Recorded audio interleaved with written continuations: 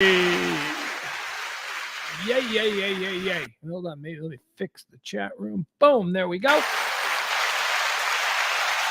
I'm not even on camera when I do that. Camera, new studio, who this? Welcome into the High Noon Rant. The dog is doing that thing where she rolls on her back, tries to scratch herself. That's right, baby. Dog likes to watch me do the show now. It is the High Noon Rant. My name is Pugs Moran. I do this every single day, Monday through Friday. What do we do here? Well, we break down all the day's events, hot topics, current events. I give you hot takes for the hot topics. I perform it in what's called a stream of consciousness, which means I just start talking and I don't stop until I've finished.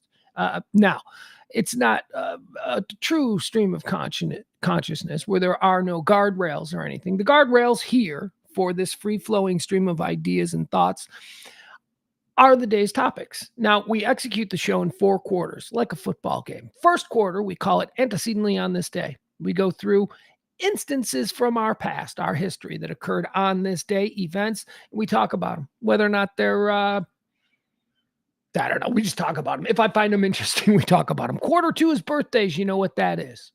Birthdays. Quarter 3, the deads. That's where we talk about people who died. We open up their life's resume and we decide whether or not they went to heaven or hell. All right, now we're into quarter 4. That's the hot topics. That's the current events. The water hits the road. That's where the show earns its stripes. By the way, show didn't really have stripes. Still trying to earn those stripes. I'm so tired.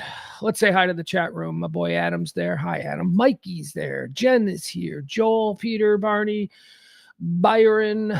Who else do we have? I can only see my peoples. There we go. Guys, appreciate you. Appreciate you for yesterday. I know that I was supposed to do a show yesterday and I ended up not doing a show yesterday. Didn't know it was Earth Day. Was not expecting to have my kid for an extra day. I loved it. Don't get me wrong. Not a complaint. Hey, Kev. Hey, Leslie. Just got to make sure I say hi to everybody as they pop in the chat room.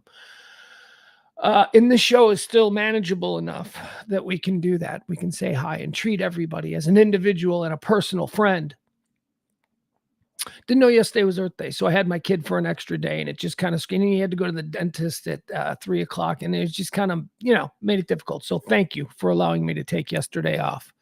It came as quite a surprise to us as I was running around yesterday when we got the call from the folks over there at 97.1 The Freak here in Dallas, Fort Worth. They got an outbreak of the plague over there. Mikey Soroy, the very talented Mike Soroy, I should call him. I show the man the respect he deserves.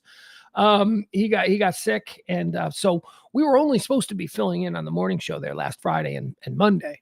But then we got the bonus. We got the bonus day. It was awesome. It was cool. So we had a good time today, and thank you to all you folks who hung out with us there, gave us a shot, and weren't like, "Where's the download?"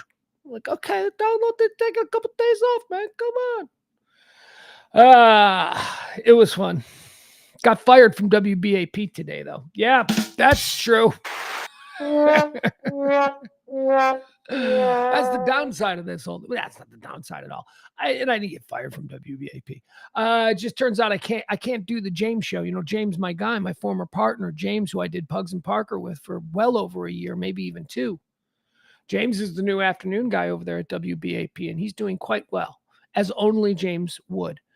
And I love him. And, so when he was like, "Hey, you want to do something?" I'm like, "Yeah, absolutely." But BAP does politics. I'm like, I don't want to get any stupid politics. I don't want to do no, look, let me just tell you something. I have plenty of opportunities to work at stations like WBAP, but the constraints for what they make you talk about is just, bleh. No, thank you. So I said, let me do Hollywood. I'll do a Hollywood report. I'll do a weekly Hollywood report. And I was happy to do it. And James and I had fun because we've got terrific chemistry. And I think that I did stuff that and had takes, chose stories to report where I had takes that I felt might mesh with some of the stereotypical perceptions we have of the WBAP listener. You know what I'm saying? And we had fun and we were good. And apparently it was a popular segment, but apparently doing the morning show on iHeart's 97.1 The Freak these past few days has made the folks over there at WBAP go, or whatever it is. So Jamie, I felt so bad for him. James called me today and he's like, "Hey man, Yeah, first of all, man, it's been great. You and Sybil are killing it. James and Sybil are real close too. It's like you and Sybil are killing it. I go, I know we are. Thank you. Appreciate that. I know we are. James is one of the only people in the world that I would respond that way to. I know. Yeah. Well, whatever. Shut up, dude. I know. You know I'm good. I know you're good, but we don't need to stroke each other off. And he goes, hey, so you can't do the entertainment report anymore. I'm like, what? Oh, why? And he's like, oh, because apparently now that you're over there at iHeart. And I'm like, dude, I'm not over there at iHeart. I'm a bench guy. I do fill-in stuff. Come on, man. What do you mean? So, but whatever. It's not a big deal. It was fun, but it was only 5 minutes a week. And, it's not like I made any money for it or anything. It was just me hanging out with James. But nope, can't do that anymore. Start a write-in campaign. Everybody call WBAP today and be like, hey, what do you mean you can't do? What do you mean Pugs can't do entertainment anymore? Dark side of Hollywood. I did. That was sort of my focus. I was doing like good stuff, I thought. Like only weird dark side of Hollywood. Drugs, parties, sex, bad behavior. That's what I was bringing you. And here I thought that was exactly what the WBAP audience was looking for. We move on. They're good people over there. Hey, look, everybody that's left in radio is a good person. That's my opinion. Holy cow, what did he say? Those are the kinds of things you say in a stream of consciousness. Let me tell you, everybody left in radio is not a good person. But there are a few good people left. There are a few. Chuckles Nelson is hanging out in the chat room. Good to see Chuckles. Barney's here finally. What was a good segment? Who said something with Jennifer? Jen Katera says it was a good segment. Oh, the stuff I did with James. Yeah, it was fine. It was good. Me and James are good together. It doesn't matter what we're talking about. James and I are a great team. Hold on. Let me just do something here, and then we're going to get into today's show. We'll get all the stuff cooking. I promise you. I'm tired. I am so tired. I woke up at 3 this morning. Because I went to sleep early, though. In fairness, I went to sleep. I fell asleep about 10 o'clock last night. And I woke up in 3. Oh, and you know what? This is going to fall into the too much information category, but that's what you get with me in a stream of consciousness. You just get whatever I'm talking about. So I fell asleep about 10 o'clock last night, woke up at 3, right? That's 5 hours. You should be fine. You should be functional on 5 hours. So the problem with that is that about an hour and a half into my 5 hours of sleep, so let's say about 11:30, man, I got up and had to go to the bathroom. And it wasn't just one of those, you just get up and you tinkle because I'm an old man. No, it wasn't that. It was I hadn't done the other one all day. And for some reason, and I was in there for like 20 minutes and I'm scrolling through TikTok and all of a sudden now I'm awake. So I've only been asleep for an hour and a half, but I get back into bed and it takes me like 15 minutes to fall asleep again. I did. I fell asleep eventually, but I was just like, so it wasn't a continuous 5 hours. I'm tired. You know who's got to be tired is E. E sat in with the morning show with us this week, Monday and Tuesday. And he's been out of town working on a farm, his pop farm up there in Oklahoma. So he's been doing literal farm labor for like the last week. And then he drives through the night on Sunday, shows up at the studios, farm labor for a week. And now I drove 4 hours and now we're going to do radio for 4 hours. So he does that. Then Monday night, last night, he goes to the Stars game with his kid. I'm like, dude, you haven't slept in like a week. And and then he does the morning show. It's truly amazing. He's just going to collapse. There are just some people who are like that. I get sick. Literally, my body breaks down and it starts to get sick. What up, Jeff? Jeff's calling me Pugsley. He thinks it gets to me. It doesn't get to me. Or maybe it does. He'll never know. I won't give him the satisfaction. Let's get started. It is the high noon rant for today, the 23rd day of, I almost said October because I'm a baseline idiot. It's the 23rd day of April, year of our Lord, 2024. This is normally where I give you the how many days, but I see that I forgot to put it in because I was doing this rushed. So we're just going to have to survive. I have no idea how many days we are into the year. Let's say 220 and move on.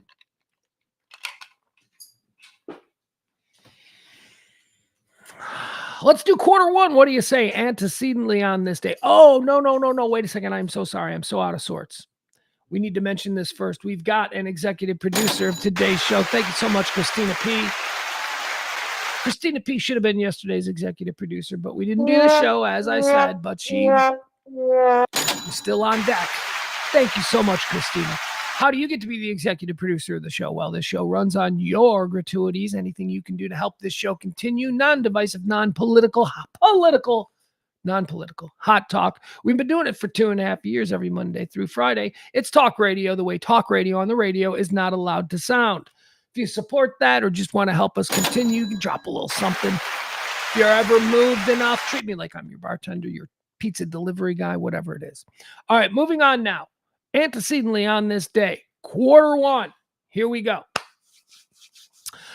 I already did these on the morning show. So if you listen to them on the morning show today on The Freak, enjoy. On this day, antecedently, the Vietnam War, student protesters at Columbia University take over the administration buildings in New York City and shut down the entire university. Why is this interesting? Because I always say about these erstwhile items, these antecedently on this day items, we're looking for rhythms. We're looking for weird things that just, wait, this happened then and now it's happening now. Ladies and gentlemen, what occurred on this day in 1968 in Columbia or at Columbia University in New York City is happening now. Come on, how weird is that? Columbia University, a number of Ivy League universities, as well as universities from coast to coast, are reverting. Now, Columbia has announced today that they're going to remote classes until the end of the semester. Why? Well, we'll talk about it. We'll talk about that. That's coming up. That's one of the big stories. Antecedently on this day in 1985, Coca-Cola changed to New Coke. Remember this when they just became Pepsi? I'm trying to think. Like, I have very big opinions on this because as a grown-up working in media and learning marketing and studying all of those kinds of things in college, this was always held up as one of the great marketing blunders in American history, where Coke had no understanding of how tethered to the American psyche that they were. Coke can't touch anything about what Coke is because it goes back generation and generation and generation. Doesn't really matter. But they started hearing the footsteps of Pepsi in the new generation round about this time, and they panicked. Coca-Cola panicked. What did they do? They looked at Pepsi and said, why is Pepsi starting to sell so well? And somebody said, well, maybe it tastes better. And so they took the Coke formula and they turned it into Pepsi. That's what New Coke was. New Coke was essentially Pepsi. And hardcore Coke drinkers like myself, who was a Coke guy back then, who wasn't in the 80s, am I right? Ooh. We noticed right away. We were like, this isn't Pepsi. This is why we don't drink Pepsi. It was a massive failure. That's when they introduced what would be known then as Classic Coke. It was never known as Classic Coke before this moment, but they brought it back because so many people wanted it. And before you knew it, New Coke was gone completely. By the way, kudos to the innovators there at Coca-Cola. Coke Zero is the greatest thing you guys have ever done. Coke Zero is better than Coke. Coke Zero is better than Diet Coke. Coke Zero is better than New Coke. Coke Zero. Whatever that toxic chemical it is you created that's we're all now drinking every day. Speaking of, how about a Coke Zero break? Okay.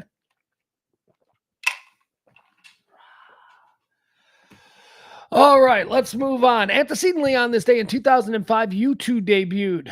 That's right, YouTube, the very first YouTube video. The dude who started YouTube went down on the elevator in the building they were in, went across the street to, I believe, the Central Park Zoo, and took a video called Me at the Zoo. And that would go on to be the very first YouTube video on this day in 2005. Think of that. Think of that. Not even 20 years. 19 years. Next year will be the 20-year anniversary of YouTube. And I have to tell you, in my lifetime, I've seen some companies grow. I've seen Amazon come from, any number of digital companies and, that have changed that. But YouTube is one that I always look at and I go, wow, they almost had the hardest job. Because I would argue now that if I were to be put on a desert island and they said you can only have one platform, one entertainment platform, what do you choose? I would choose YouTube. I would choose YouTube simply because it's got everything from breaking live streams to classic entertainment. It's got whatever you want. The choices are endless. YouTube, when it started, it wasn't just supposed to be, here's a place for your home videos, or here's a place. It really coincided with the phone and the ability of us, regular people, citizen creators, if you will, to just film everything and document everything. And then we started to see people who, took that in a direction that is just great. And I don't know, I love YouTube. I think YouTube is terrific. Happy birthday, YouTube. I ain't paying $72 a month for YouTube TV. Dad, you could go suck it. That is, I am not interested.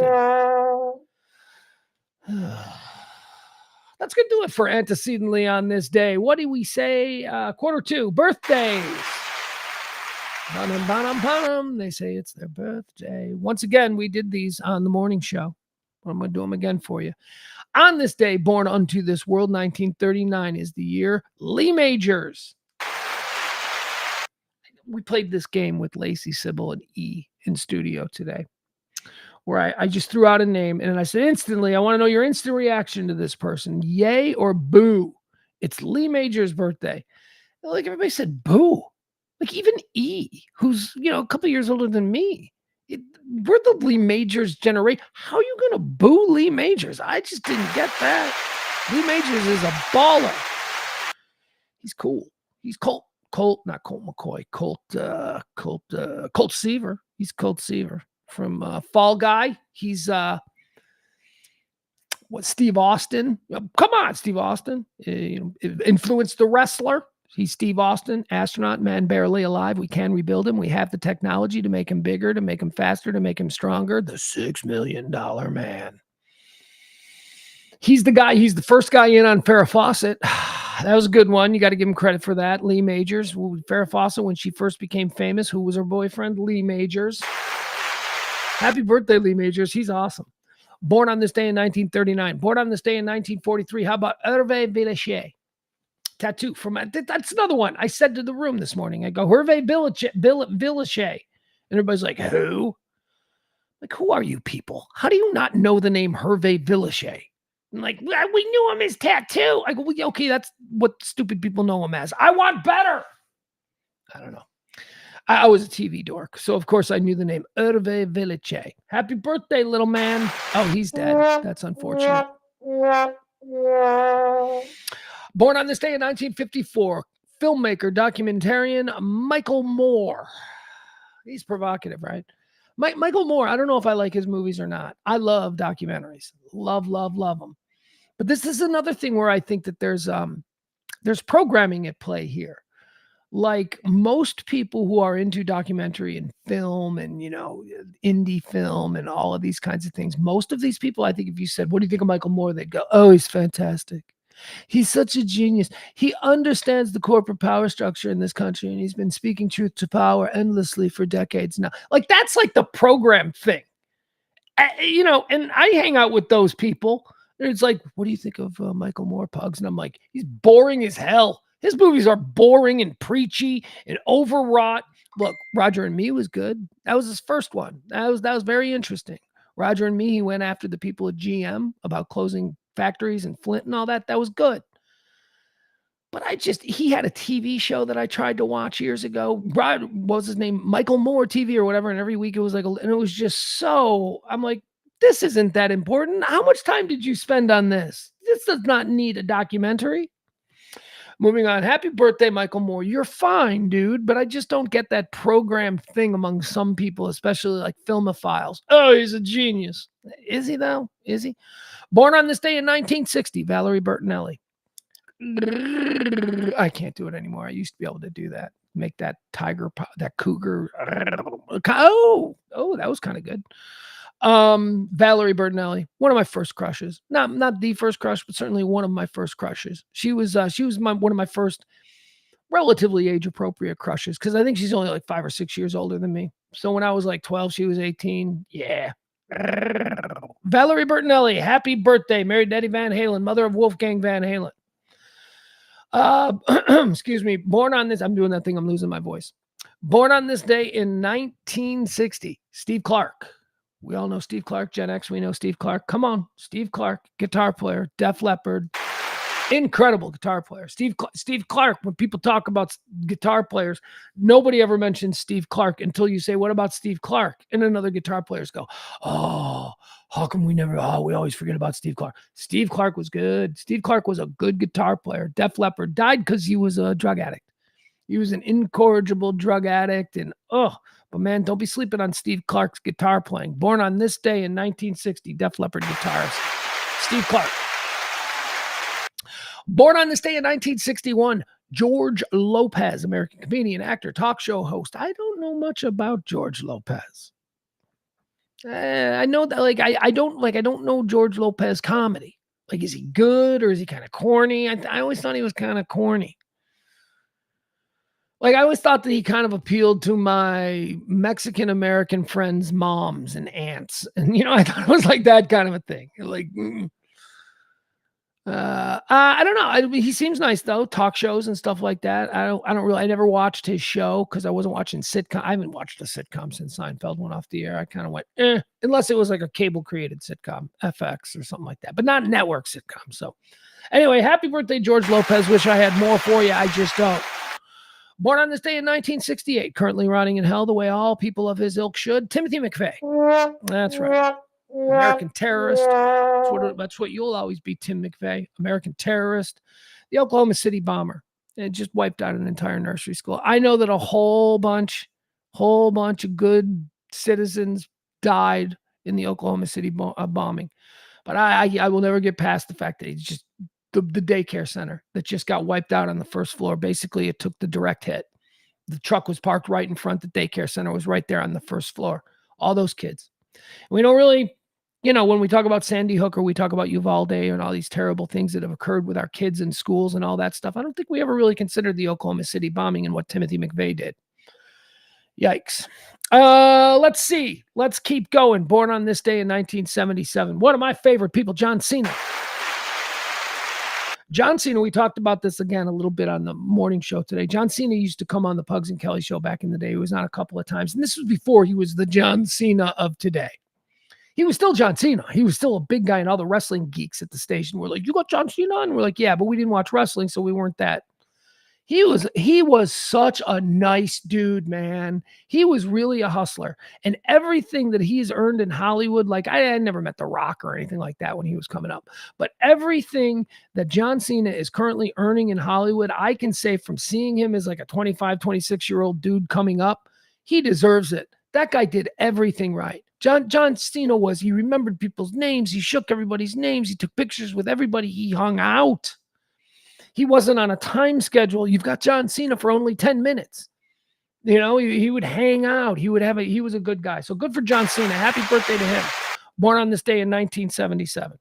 Also, one of the only cool things that my kid thinks about me, because I got pictures of me and John Cena from back in the day, just like, like hanging out pictures, like, you talk to John Cena. I go, what do you mean talk to John Cena? I had beers with John Cena. What? It's like that. He thinks I'm very cool because of it. And I will take it, because otherwise he does not think I am cool at all. All right, that's going to do it for birthdays. Let's move on to dead people. Let's talk about some people who have died on this day.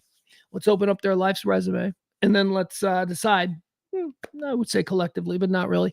Let's say who goes to heaven and who goes to hell, shall we? All right.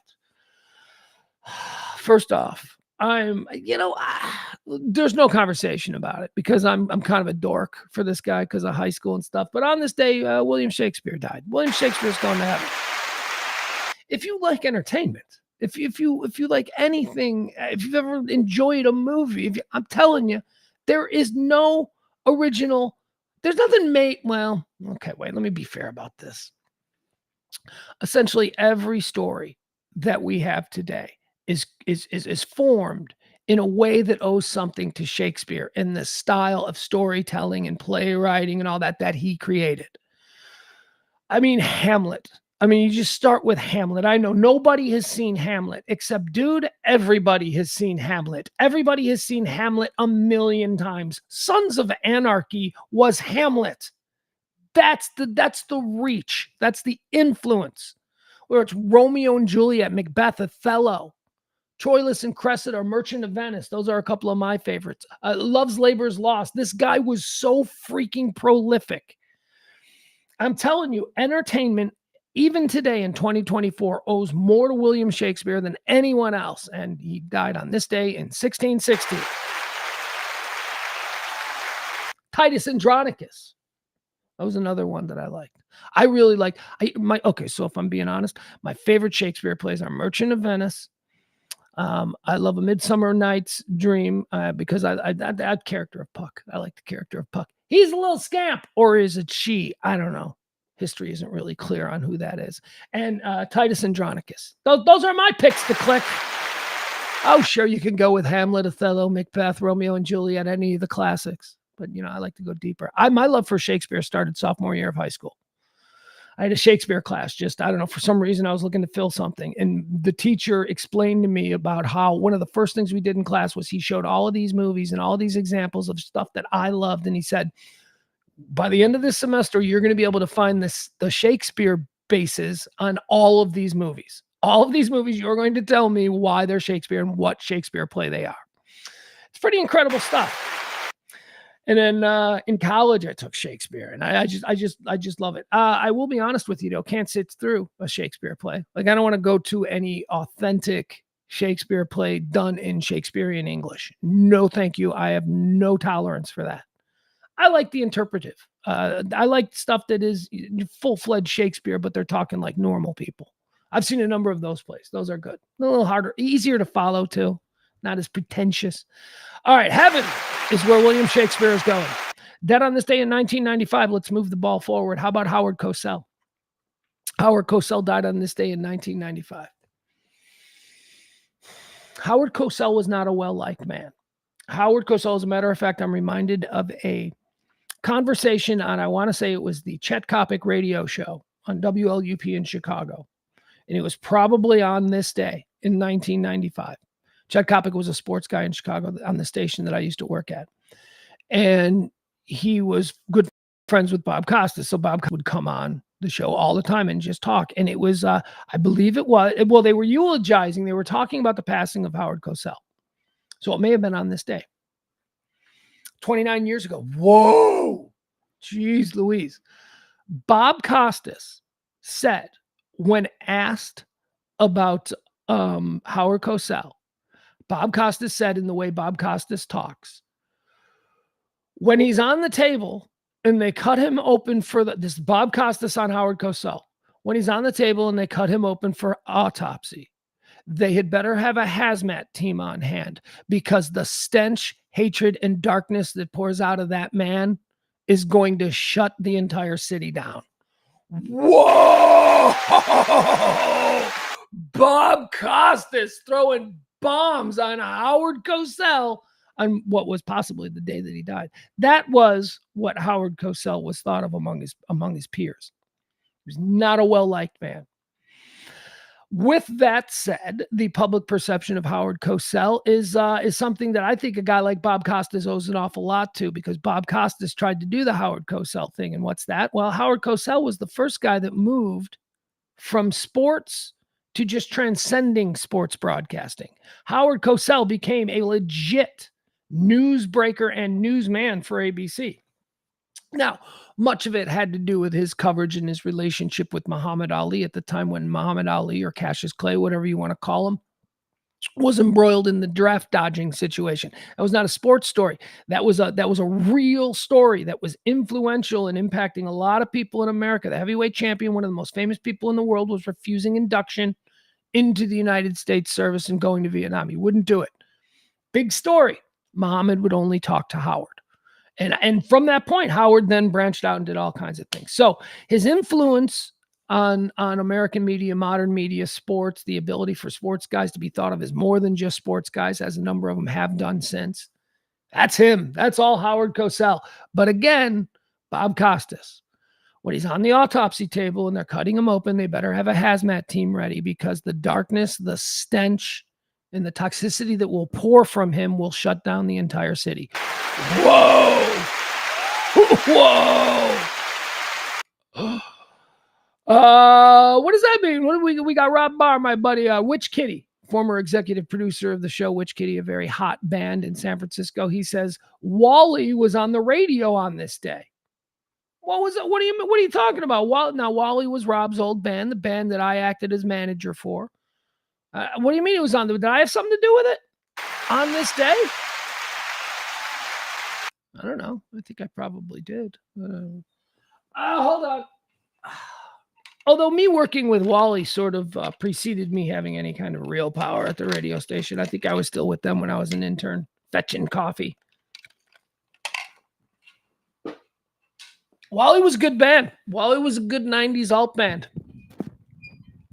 Used to practice in a U Store It facility with all the other Southside metal bands. Although Wally wasn't a metal band. Wally was an alt band. Wally was a Stone Temple Pilots type band, I would say. Toadies. Actually, if you want to get honest about it, Wally was the Toadies. Now that I'm such a Toadies freak, I'm like, man, that's what we were doing. How come we didn't? See, I didn't know Vaden then. I didn't know anybody to call. What's the next move? We're doing a Toadies thing. Anyway, Rob's doing fine.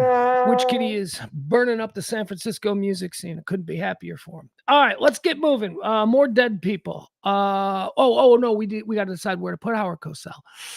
Heaven or hell? What his peers think, or what we're putting him in heaven? Put him in heaven. You got to just go with the public. You know what he's done, and people liked him, and also people hated him though. Remember Howard Cosell on Monday Night Football? They sold bricks. They sold styrofoam bricks so that you could throw them at your TV because everybody hated Howard so much. But they didn't hate him. They liked him too. That's his magic. Everybody had an opinion. Howard Cosell, dead on this day in 1995. Dead on this day in 1991. One of the greats from the New York early punk rock scene. How about some New York Dolls action? Johnny Thunders died on this day. He's going to hell. Johnny Thunder is one of the great punk rock guitar players. New York Dolls, I mentioned that. Who else did he play? Did he play with anybody else? I don't know, but on this day in 1991, Johnny Thunders died. He goes to hell. He was kind of he was a punk rocker, and he did some bad stuff. And people were like, he was great, but he was a real punk. So because of that, I gotta imagine he's going to hell.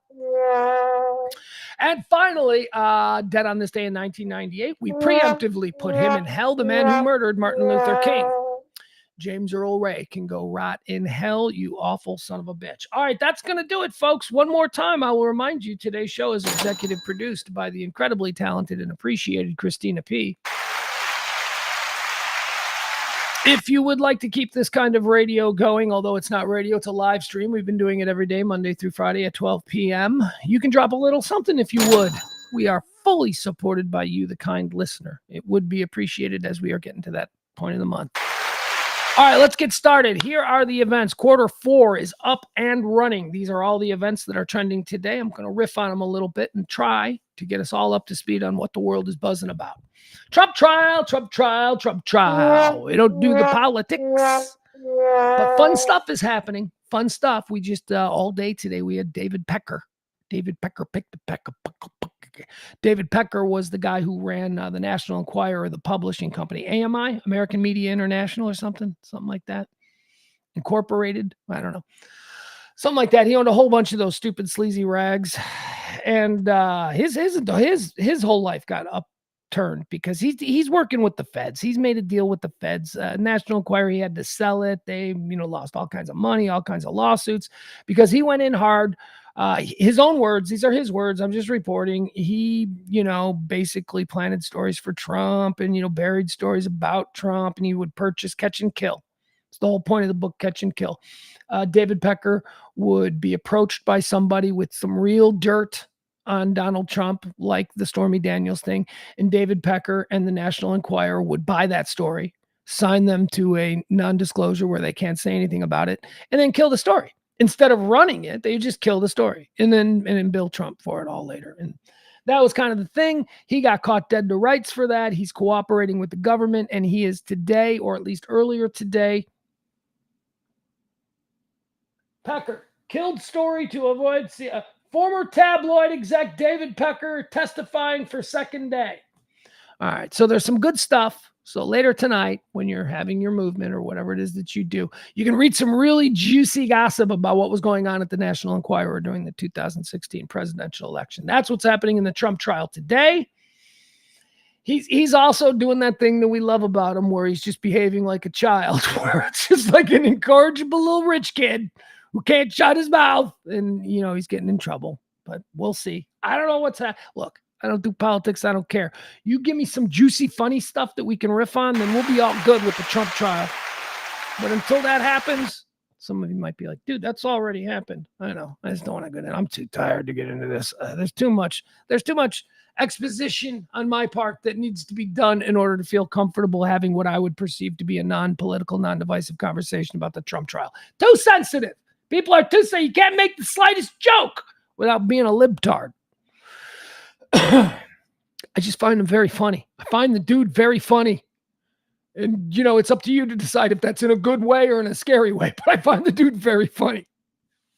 I'm not a serious person. How about Elon Musk taking on Australia? This is an interesting story that comes out of a terrible series of events that occurred in Australia last week. You had the Sydney Mall stabbing. Remember the guy went to the mall and started stabbing a bunch of people there? And then the day after, you had the Sydney church stabbing, where a dude ran into a church and killed. Did he kill? I don't know. I should know this, but he stabbed the priest who was there at the church. Police rushed in. They caught the guy, but then all the congregants of the church had gone outside, and then they started calling all their friends, and posses showed up. And before you knew it, there were thousands of people outside the church demanding the head of the man who just stabbed their priest. The cops were inside with him. It was a very crazy scene. There were all kinds of fights that started. I mean, people were rightfully mad. Anyway, there were all kinds of Twitter posts about it. And Australia doesn't want those Twitter posts to be a thing. Australia wants to now censor that kind of stuff. Apparently, it was a live stream when the priest got stabbed, right? And people were showing clips of that live stream. And I would put it to you like this, and I don't think that they are wrong, but that seems to me to be pornographic. Showing a priest standing up at a lectern, whatever, doing his priest stuff, and then being stabbed and murdered right there. That to me seems that's snuff. That's pornography. But that's not about sex, but that's not necessarily the definition of pornography. The definition of pornography is something that offends the senses, offends the social understanding of things. Something that is so outside the realm of what is socially acceptable or permissible that it becomes an offense, and thus it's pornographic. That's why we say that, like food porn. Like there's food that is pornographic. That is just serves no purpose other than to titillate and be gratuitous. So I mean, from that end, I don't like to see people getting killed. I don't like to see, I never saw the dude getting his head cut off. I'll tell you a little something about me. There are two videos that define who I am. Both of them were very controversial and said a lot about the people who looked at them. The first one was David Pearl being executed. David Pearl was, I believe, the Washington Post correspondent who got his head cut off on a live stream by some Taliban sons of bitches back about 20 years ago. That video went around. I don't know what it went around. I don't know how we saw it, but viral on YouTube or whatever, whatever it was of the time, there was an ability to look at that video if you wanted to see a man get his head cut off. I didn't look at that. I never looked at that. I was like, no, thank you. Conversely, though, and this is where I say it says a lot about me. A couple of years after that, there was a video of Erin Andrews, the sports girl who got creeped on, and they stuck a camera through her hotel room key lock, and she was walking around in her underwear, and that video made it out. I looked at that. I did not have a problem with that one, not in the same way that I had a problem with watching a human being have their life taken from them for some ridiculously political reason. I don't like to watch people be hurt. I don't like to see that sort of gratuitous violence. I'm not a pussy about violence. You show me a movie. I love Tarantino movies. Movies being the key thing. I think that when we as people, in movies and video games and all that play a role in this to some extent, although not as much as I think others would have us believe. They're all little pieces of the puzzle. But I think that us now having this regular exposure or access to the kind of gratuitous violence that occurs in real life, I believe that certainly does desensitize us. I mean, I think it probably all started when we watched an airplane crash into the side of a building and we all went, whoa! Like our first reaction was like, whoa! We couldn't even bear to think about all the people who were on those planes or the lady who was just sitting at her desk answering a phone when a plane came through the 75th floor window. I think that was the start of us being desensitized. Watching the events of 9/11, understanding fully that there are 300-400 police and firemen underneath that rubble, and just going, well, that's something that happened. And now it's everywhere. It's everywhere on Twitter. And I have to agree with Australia. Australia wants to ban gratuitous violence from these real life things from the social stream. And of course, Elon Musk has a problem with that because here's the thing.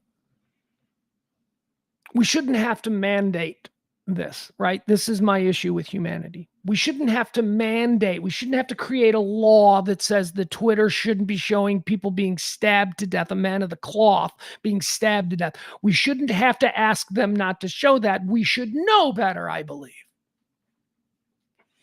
We should know, is this appropriate? Well, it's going to get clicks. It's going to get clicks and it's going to get shared. And it's going to have engagements, but at what cost? What is it doing? I mean, I really do think that all of this shit, just like porno, real porno, the way we think of it, hardcore sex porno, I think that has had a lasting effect on young men who have grown up in the era of having such ease of access to hardcore pornography are going to look at sex differently. If you're 15 years old and you've been looking at hardcore pornography for 5 years, what's sex going to be like for you the first time with an 18? What are your expectations? Pornography of any kind, whether it's violence for gratuity's sake, whether it's sex for gratuitous sake, it's not that it offends me like, oh, I can't. It offends me that we as human beings don't know better than to not exploit that kind of thing. And that's what's happening in Australia. And of course, Elon Musk is on the wrong side of this as well. Social media platform X has been ordered to remove graphic content related to a specific Sydney church stabbing. Stabbing attack led to a riot outside the Christ the Good Shepherd Church in Wakeley. Lawyers argued that X should shield the footage from all users, not just Australians. So Australia wants it just there, but they're also arguing, look, X should know better. This should just be something that you don't show. This should just be something that you don't try to commoditize. An Australian court has ordered billionaire Elon Musk's social media platform to block every user from seeing violent footage related to a Sydney church stabbing, not just block it for Australian audiences. Amid political unity against X Corp's defiant stance to keep potentially harmful content online, the nation's internet cop launched the matter in the federal court on Monday evening. Again, this is not about me backing a bureaucracy and thinking that there should be more laws. This is just about me once again saying how depressing humanity is and how there is a really big price to pay for any individual who truly wants to live his life in a moral and principled way, because almost nobody does. Being moral and principled means you don't get the fanciest car in the neighborhood, or you don't, it's just, we are so willing as a species, humans that is, to just lean heavy into what our most base instinct is. Money, clicks, whatever it is. Someone's going to share this because it shows a baby being stabbed in a mall. Yeah, that was one of the videos that they took down. We heard about the 6-month-old baby that was attacked by the dude with the knife at the mall. That's one of the stories that Australia thinks is maybe best that people don't look. Free speech and all that. You can see anything. The fact of the matter is that we can't handle anything. And I know that's hard for a lot of people to hear. Can't handle flying cars. I've been talking about this for years. We can have flying cars. We could have flying cars in the 70s. We know we can't handle them. That's why the slow roll on the flying cars. We can't even stay in our lanes on Earth.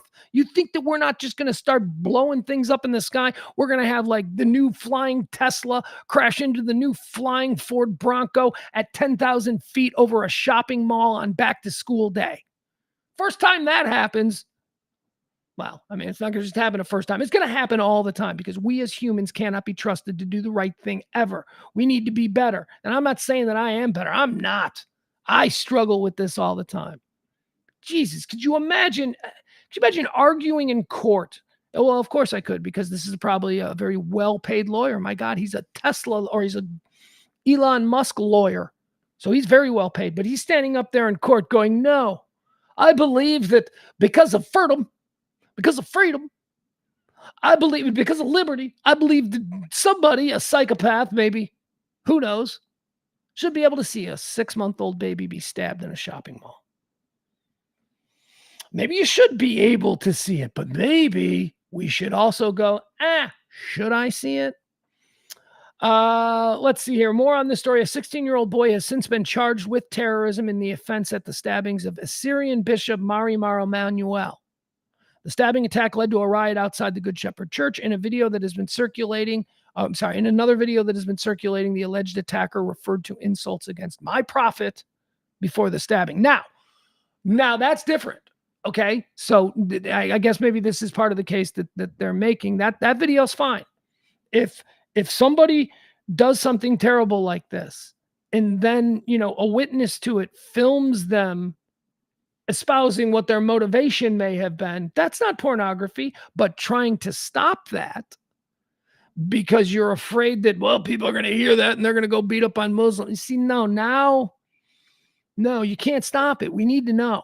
If this dude stabbed this bishop because this dude is Islamic and it's a part of, some offense that he feels has been taken by his prophet, and he says that, no. When you start to cover that up, then that's when you get into trouble. Well, see, they don't want us to know that they're whitewashing because racists are going to love to run with that. But you know what? Hey, racists will run with anything. It doesn't have to be true. I mean, the fact of the matter is that there are some Islamic terrorists out there. I mean, that's a fact. Now, doesn't mean all Islamists are terrorists. Of course, it doesn't mean that. Complicated story in Australia. Elon Musk, though, once again, I believe, arguably on the wrong side of history here. How about this local story? We did this today in the 8 o'clock hour on the morning show. This is a big local story that there are some, close ties here, too. You've been following the story about the woman in Plano who on Friday night shot and killed her husband, 38-year-old Meredith Nunley. Shot and killed her husband, 55-year-old David Nunley, in their nice little Plano house there. She's being held in Collin County Jail. Now, the reason this is such an interesting story, well, here, I'll give you the rundown of it first. Officers were called to a home on Monticello Circle for a shooting on Friday night. A man was found in the home with an apparent gunshot wound to his upper body. He was pronounced dead at the scene. The man was identified as 55-year-old David Nunley. Meredith Nunley was taken into custody in the area of West Park Boulevard and Alma Drive. Used to live up in that area. Police said Nunley called her friends to tell them that she had shot her husband. Officers then found her about a mile and a half away. They arrested her without incident. Investigators believe a domestic violence situation led to the shooting. Plano Police Department said the couple does have children, but they were with other family members prior to the incident and were not home at the time of the shooting. Nunley's being held on $500,000 bond. Okay, so here's what you got. You got a woman who killed her husband with a gun. Friday night, not sure exactly what time this happened, but I probably came home. They got into it, and they shot each other. Now, there's not a whole lot of details. There are more details coming out today, like, for instance, that apparently 4 years ago, David Nunley, the husband who's now lying dead, David Nunley filed a restraining order against her. Now, actually, I understand they're also going through a divorce. They are estranged, I guess is the way to put it. So I shouldn't have framed it as he came home on Friday because they don't live together. I don't know what this was about. We'll find out more why he was there. But apparently they'd been having a pretty rocky separation. We also know that she according to her Facebook posts and all that kind of stuff, seemed to be going through some sort of a religious exercise where I guess she was either I don't know if it was starving herself or, eating only, you know what I mean? Sometimes people do these to show their faith. They do these. So she was in the middle of that. I guess it was like a 40-day thing, and Friday just happened to be the final day of it. So why is this interesting? And why did we think that we had a little something extra or a little bit coloring that we could share on this story? Because it just so happens that this woman is friends with E. This woman, Meredith Nunley, who is currently in prison for killing her husband on Friday night. She is friends with E, our guy here. Sunglasses from the old Pugs and Parker show. He was on the show with us this morning, and he shared with us his experiences with Meredith Nunley and David Nunley. Although David Nunley, there weren't many experiences to be shared, which I thought was interesting because it shows that as couples, they didn't socialize together with the same people. Turns out that Meredith Nunley, this woman who is currently held in Collin County Jail, is friends with Emil's wife, E's wife. And friends to the point of I went to her Facebook page, and because I am not her friend, I could not get full access to the Facebook page. So I could only get like 3 pictures. And as I said yesterday, 2 of the 3 pictures had Emil's wife in them. The 3 random pictures that I got. Turned out that one of them wasn't Emil's wife. I thought it was, but I didn't want to say anything because I was like, it kind of looks like Wendy, but it looks like Wendy's having a bad day. Because she's very pretty. So I didn't, but it turns out that wasn't her. But the other one was, and I'm like, holy shit. There have been stories about whether or not she was physically abused. And through her friends, it has been reported to us that her friends did not believe that she was physically abused. So this isn't an O.J. Simpson situation where everybody who knew O.J. and Nicole knew that Nicole was being abused and they told her to leave him and blah, blah, blah. That's not so with this group of people, at least and she says in the story, after she killed her husband, she called one of her friends. And I understand that through our connections, we've found that even that friend, like there was no belief that she was an abused wife. That may be her defense, right? We might see that, and we don't know. We don't know what's happening right now. This is all just coming out now. All we know is that he had a restraining order against her a couple of years ago, which I said, could be just lawyering. A man and a woman go through a problem for whatever purposes. He might feel, or his lawyer might advise him, well, you feel threatened, you can get even though it's not anything that a normal person would file a restraining order for. I don't know. I'm not saying that's the reason. I'm just saying I can see how that happens, because then when you go to court for custody and all that stuff, you say, well, we got a restraining order on her.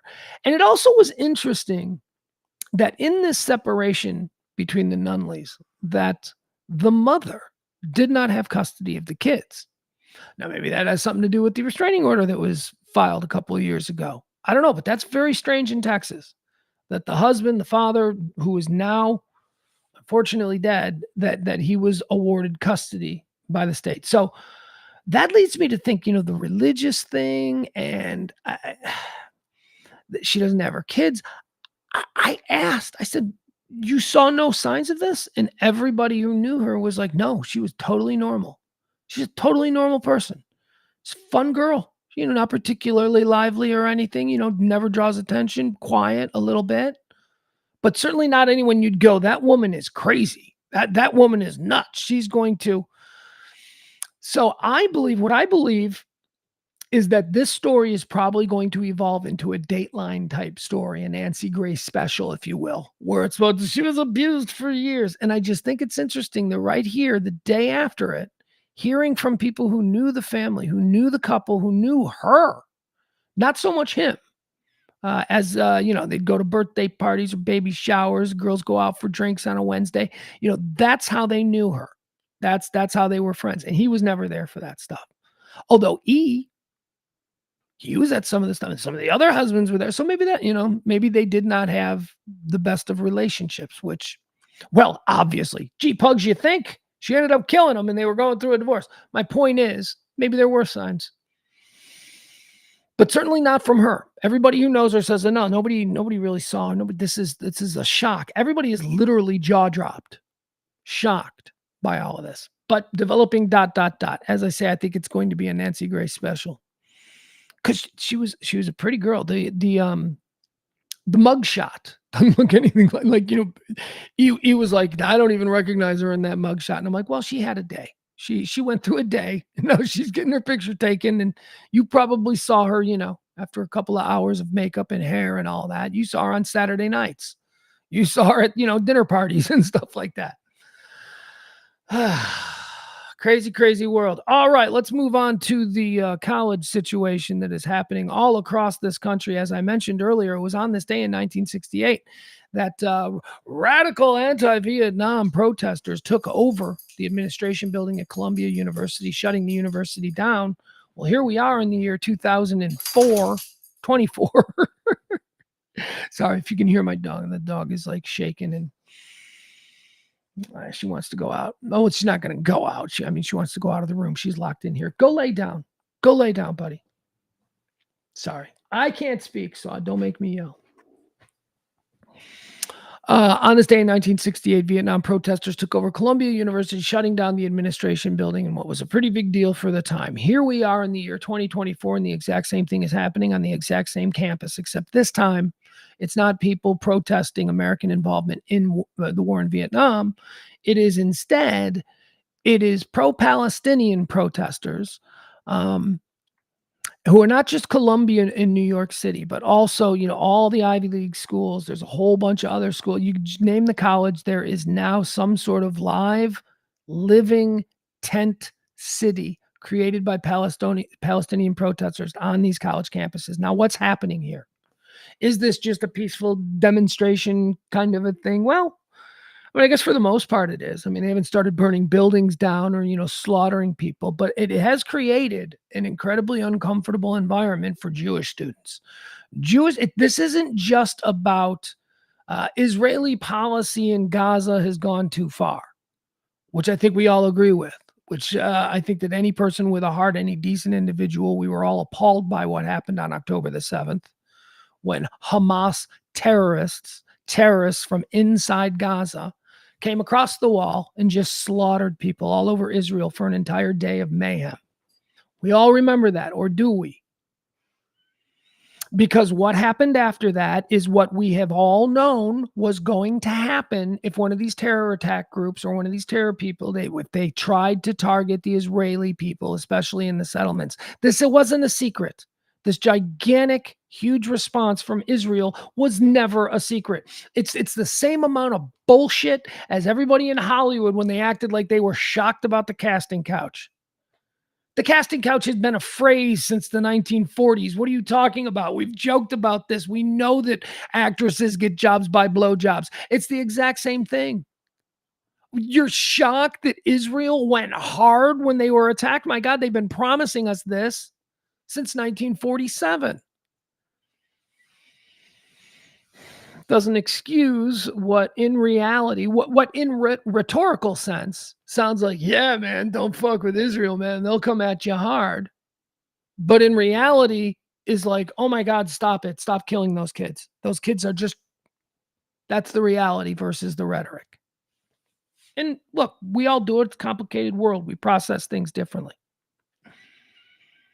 So it's a big screwed up situation, and we all want them to figure out some way to bring this to an end. The situation that's happening in Gaza between the Israeli IDF forces. And,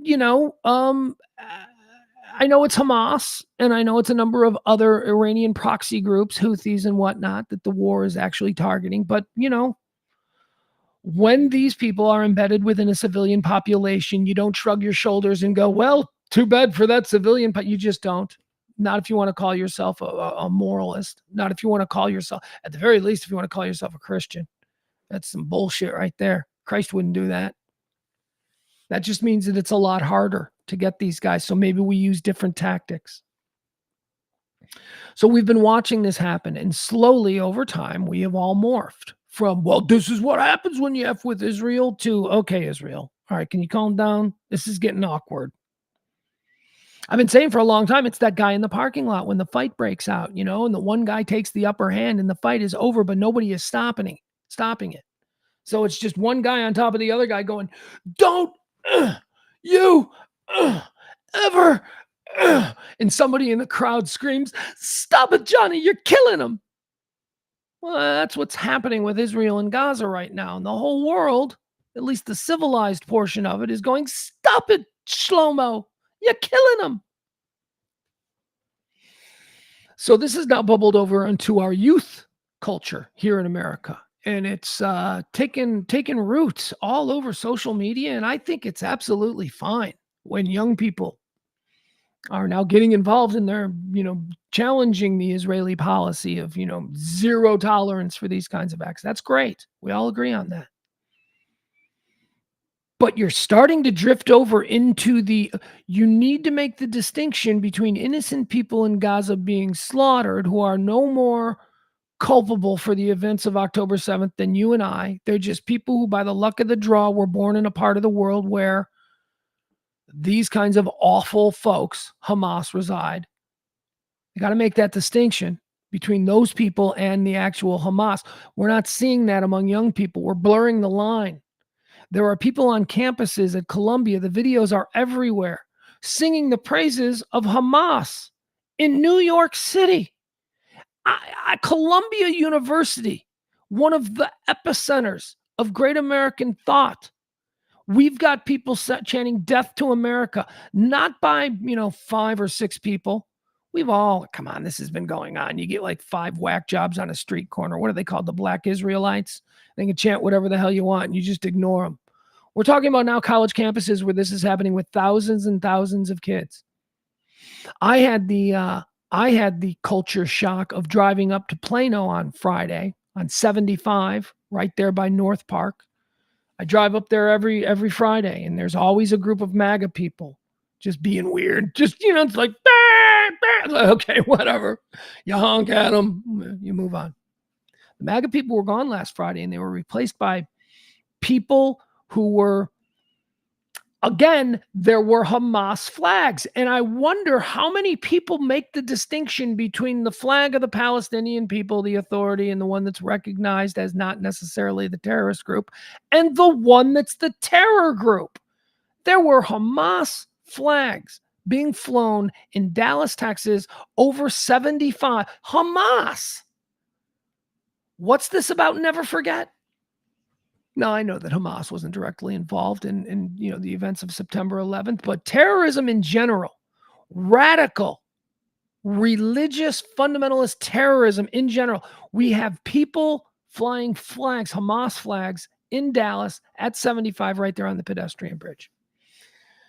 And there's young people who are doing what is this? Is it fun? Do you have no sense of history? Do you not understand that there is a difference between people being victimized by an overzealous Israeli military and the people who deserve to have their lives blown up?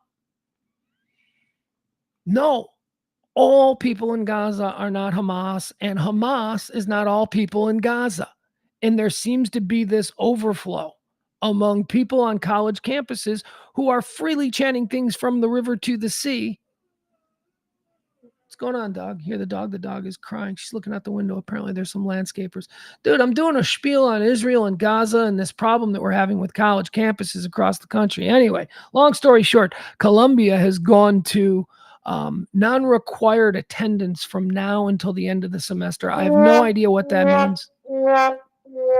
Yesterday, the entirety of Columbia University in New York City was like Zoom only, like computer class. You could only just no one on campus. And now they've extended that.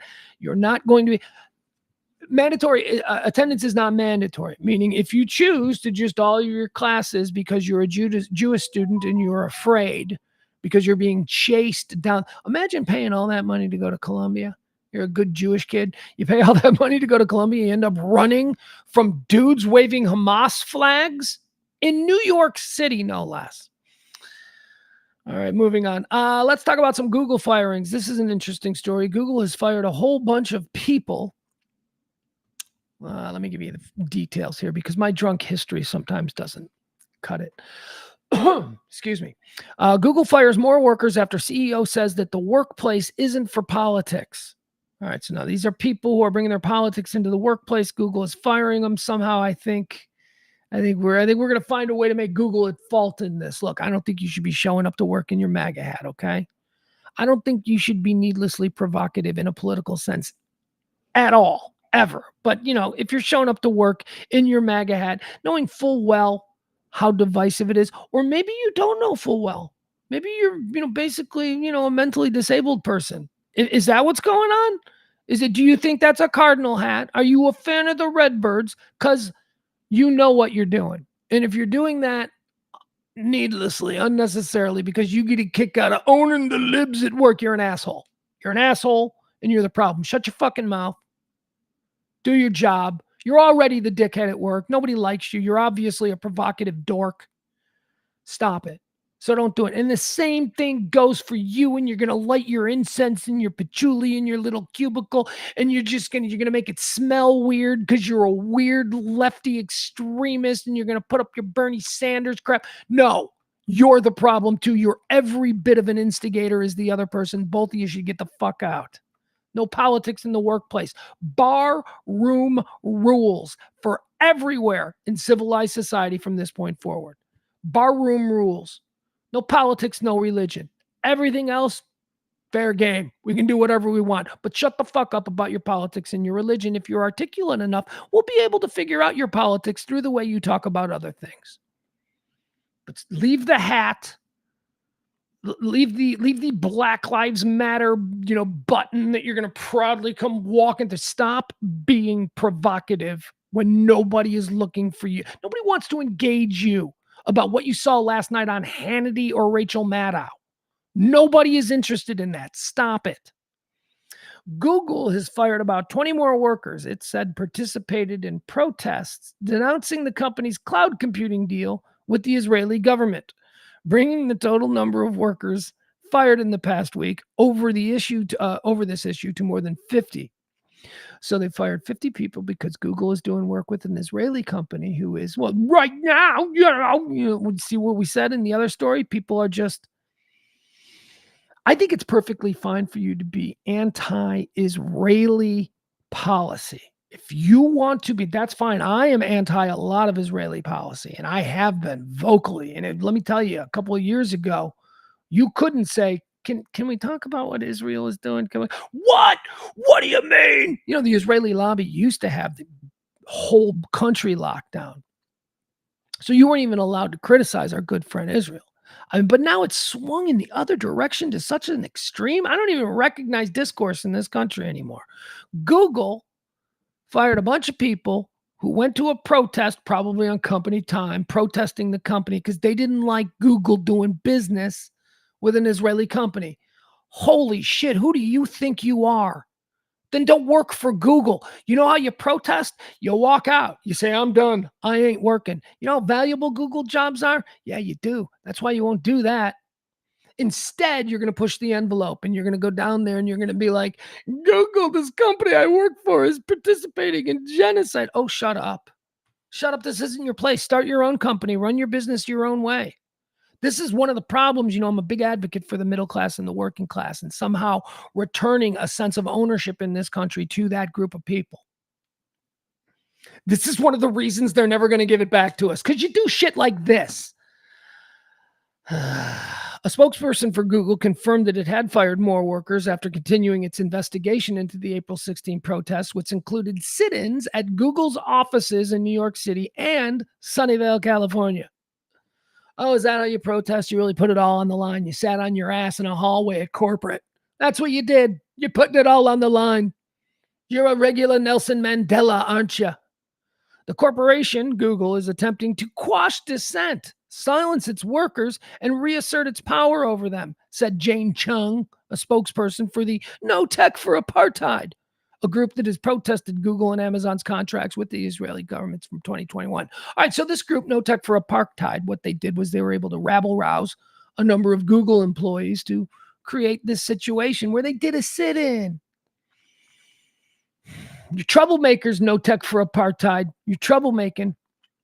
And look, you have no say. You're an employee at a company. You have no say who the higher ups in the company end up. Look, in a perfect world that some people would describe as communism, maybe you would have a say, but you don't. You don't, because this is capitalism. This is America. What you need to be doing is fighting for your place in the earnings line, not creating waves and making it so corporate is forced to do these things like fire troublemakers. Oh, isn't this just like the blacklist, Pugs? Oh, you're always talking about. No, it's not like the blacklist at all. This is just, you got to be realistic. You are not, as a guy who works 40 hours a week in a cubicle at Google, you don't get to decide who Google does their cloud computing with. You don't. I'm sorry. You're the guy who helps me when I get locked out of my account. Okay, there are people making far more than you who are up there making these decisions. Do you agree with them? No. Go find somebody who works for one of the big Fortune 500 companies that can say that they agree with every decision made. Of course you can't, but we're not supposed to. We're not in the C-suites. We're workers. We're the middle class. Stop being troublemakers. Moving on. All right, let's see here. Oh, I love this one. We would do this one. Anytime that there's one of these stories to report, I will absolutely report it, because let's play Today in Rich People News. Yeah. Another one of these great days for rich people. Oh, there have been a lot of great days for rich people. As I said earlier, not so much for us. Not so many great days for us, the working class, the middle class, but the rich people are having a great run. Luxury real estate prices just hit an all-time record. So here's what's happening. Luxury real estate sales increased, posting their best year-over-year gains in over 5 years. This, according to Redfin. The median price of a luxury home, man, if you've got like a house, median price is 1.2 million. If you've got a house that's 1.2 million, congratulations, because that thing is selling. Nope, that thing is selling. Somebody's going to walk up your driveway with a big old briefcase of money and say, I got 1.2 million in this. You want to sell your house? In your house will go. You know whose house isn't selling? The one that your mom and dad raised you in. That house. They're trying to sell it so that they can retire to Florida or wherever the fuck they want to go. But they can't, you see, because the person that's going to buy your mom and dad's house and is going to provide them with the next 30 years of comfort and ease, that guy's got to get a mortgage. And you see, there ain't no, that's what's funny. Regular people cannot get mortgages in this environment. I mean, we can get mortgages, but nobody wants them. Nobody's buying. Nobody's moving. Why? Well, because inflation, and they had to raise the interest rates on mortgages. So you know who can buy everything? Rich people who've got the cash. And let me tell you, they are moving about and swapping real estate there in the richest neighborhoods. Oh, everybody's making money. This is a great time for you. No, not a great time for you and me. Redfin is saying this has been the biggest year for expensive people houses. They are selling like hotcakes, baby. Real estate is increasingly a tale of two markets: a luxury sector that is booming, and the rest of the market that continues to struggle with higher rates and lower inventories. Why are there lower inventories? Because everybody's looking at the interest rates and going, we can't live. When you put your house up for sale, that you got to live a certain way. It's got to be clean all the time. You got to make sure you can all leave at the drop of a hat. Nobody wants to live like that for 3 years while they wait for people and to find interest rates that will allow them to purchase their home. So houses are just being taken off the market. It's middle class, working class, suburban houses being taken off the market. They're just sitting on them. They're like, yeah, not the time to try and sell. We're going to hope for this thing to bounce back and maybe interest rates will drop. Rich people houses, my God, I do this show from Highland Park. These houses, there's 1.25 million. That's the average in this thing. That's hysterical. There isn't a house on this block that I'm currently sitting in that is less than 3.5 million. So this is a really wealthy neighborhood. And you know what? Every other house is for sale. Houses that they didn't even think they would be selling now are just putting signs out in front. Why? Because somebody rich is going to walk up and offer them a big boatload of cash. That's what's happening around here. Meanwhile, your mom and dad are going to have to work a couple more years. They're going to have to put that retirement off. It's going to have to work a couple more years. So there you have it. That's today in rich people news. Another great day for rich people. What else do we have? Oh, here is something completely useless. I have no idea why this thing was invented. I think it's dangerous. I think that, we can't have lawn jarts, but we can have this thing. And I think this is an absolutely terrible idea. And my God, if somebody had one available, I would buy it. I would not pay bills for a month to buy this thing. Folks, is there a video? There's a video. Okay. Anybody want to buy something fun? You're always looking for the toy for the guy that's got everything. How about a flame-throwing robot dog? Yeah.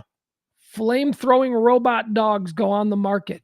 They throw flames for no reason. It says in the description here, I'm going to show you this thing and then I'll read you the description because it's so funny because it says in the description, it's used for, you can melt snow with it. It's like, that's the thing. It's a flame-throwing robot dog. So imagine one of them robot police dogs and then it's got a flamethrower on it. Like you can melt snow with it, which is hysterical to anybody who has ever grown up in a city with blizzards or has to deal with snow, because that is not the way to get rid of snow. You can see you use it. You got a driveway filled with snow. All you got to do is use the robot flamethrower dog. You melt that snow really quick. Yeah, stupid, who never lived in a cold climate. And then that freezes instantly and you've got an ice rink. You can't even get back into your house because you can't climb up the slight incline of your driveway because now you've created some kind of weird luge track. Let me show you the robot dog. There's a video. We'll check this out. This looks great. I didn't even know there was a video, so I'm very excited. I haven't seen it in action. Watch it on YouTube? Why, yes, of course I'll watch it. All right, hold on. It's a video demonstration of a completely unnecessary product. Yet I want one because I've got a good 20% idiot in me. I do. I'm not full idiot, but I've definitely got enough idiot to be fun on a Friday night. Here we go. Here, this is the robot dog. Let's watch this thing. Okay. I don't think we got any sound. All right, look at that thing.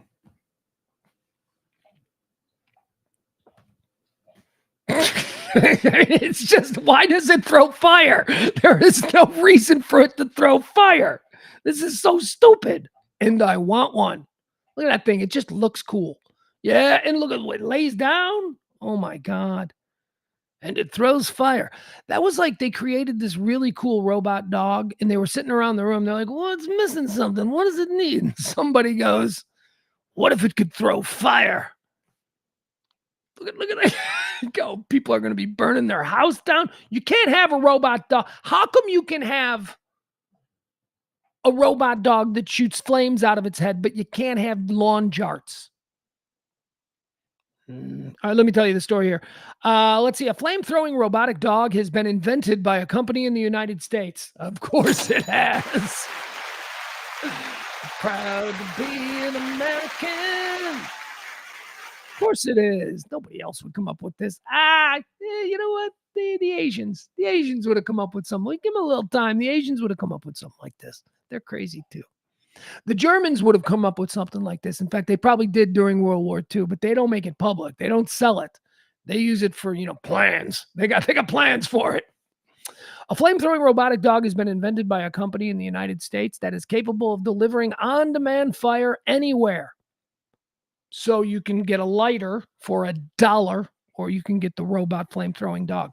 Called the Terminator, the remote-controlled device is for sale online, priced at like 10 grand. See, this is a dumb rich people toy.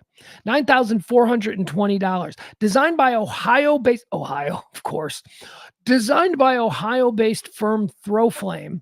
The robot is not advertised as a weapon, with the manufacturer suggesting possible uses include wildlife control, snow and ice removal. No, you can't use flame for snow and ice removal. That is such a That is such a southern part of the United States where we just got a blizzard. I bet if we use my flamethrower, that is just not a well thought out way of melting snow, because now you just got a flood of water that will freeze almost instantly. And then everything is encased in ice. It's nice when it's snow. It's light. You can use a shovel. You can move it. Not once you melt it and then it freezes. Now you got ice. Now you need a jackhammer to get that stuff off. It has the power to shoot 30 feet jets of fire. This can't be a real story, can it? This can't be. We're going to move on. There we go. All right. Robot flame-throwing dog for 10 grand. Listen to my dog.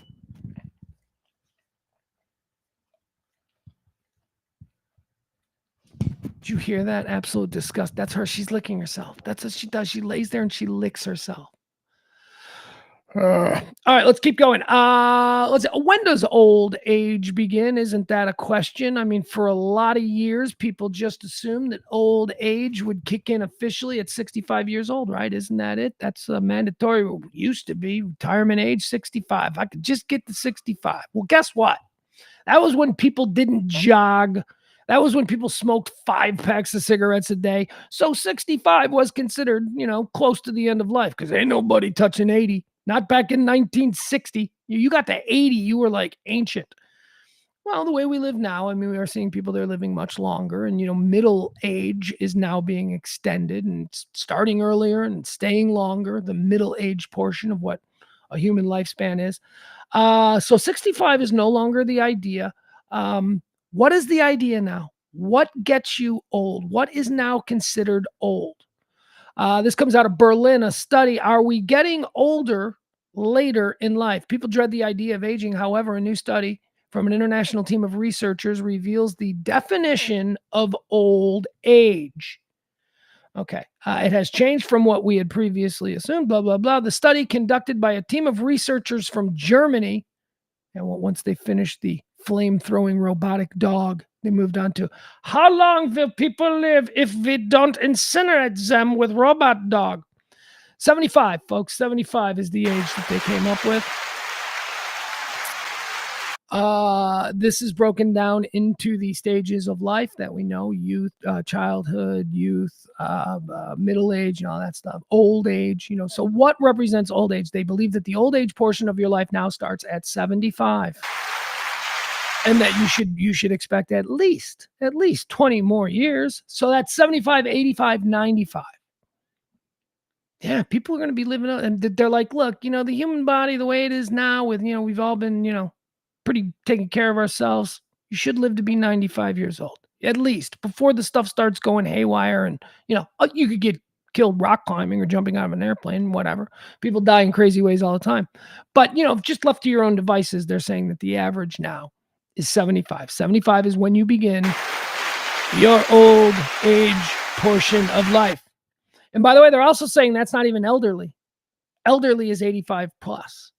Well, I don't know what that means. I thought elderly. So you're not even in, if you are just turning 75, you're not even, you're old, but you're not even in the last bracket anymore.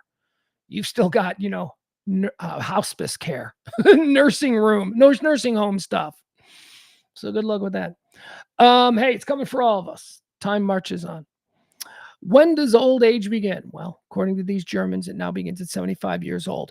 Tom Brady turns out as a dick. Here's a story going around about Tom Brady. He's being, people are pissed at him because apparently he did one of these signings. I don't know if you ever go to these signings, but these big athletes, they fly into town. They get paid like $100,000, and their name is used in the commercial. Come see this weekend, Tom Brady at the Sportsplex, that whole thing. And he just signs. He's there for like 2 hours. It sounds like he's going to be there the whole weekend, but he's only there for 2 hours. He makes his, big chunk of change and then flies out. He doesn't give a shit. He's not there. He's not making memories. You are everybody who sits there and waits in line to see a Tom Brady. You're going to have now, especially if you're a kid, a memory for life. I met that dude once. I met that dude when I was a kid. My dad took me to a spot. I mean, that's the magic of these things. These asshole athletes, they don't give a shit about any of it. And, basically Tom Brady shows up.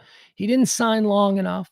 People were like, he was in and he was out. And then apparently He's being accused of lazy signatures. Collectors are absolutely fuming. And I don't give much of a credence to what collectors are fuming about, because these are people who are just trying to, flip the signed football. So I'm going to sell this for $5,000 on eBay. So, you people suck. But I do care about the experience that these athletes give to, especially kids. My son met Allen Robinson once. We introduced to Allen Robinson. We went to Chicago Bears training camp. And my kid was like, 10 years old, 11 years old. This was just when he was sparking his interest in football. Maybe he was 12. I'm not sure. No, he was 11. And my friend set us up with Allen Robinson. He was like, hey, come on over. And I walked over, and my friend was talking to Allen Robinson because they're friends. Well, they're business associates. And he's like, hey, this is Mace, Allen. This is Mace. This is Pugs, my buddy Pugs, Allen. I'm like, hey, Allen, how are you? Couldn't care less. And then my kid goes, hey, Mr. Robinson, can I get a picture? And while still talking to my friend, having a conversation with my friend, he just turned, moved closer to my son, and then said, all right, come on, take the picture. And the picture of my son and Allen Robinson, we don't even have it anymore because Allen Robinson just looks like such a dick. My kid is so cute. He's got his football. He's got his little Bears jersey. And he's all excited. And then you look at this multi-million-dollar a-hole, and he's just like, yeah, I can't be bothered. So, yeah, maybe this seems like a minor thing with Tom Brady. He didn't stay long enough. He didn't sign for enough people. And the stuff that he did sign were lazy signatures. You can't even tell it's him. But that's, whatever. It's about the kids. It's about you as an athlete not recognizing that what's happening here may be boring for you and perfunctory and something you have to do. But for those kids or the fully grown retarded men that still do this is a very big moment for them. And you've got to, on some level, sort of get that. And you've got to act accordingly.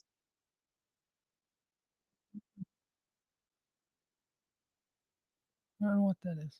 All right. Brady was a guest speaker at a conference for EXMA, a marketing and leadership platform in Latin America.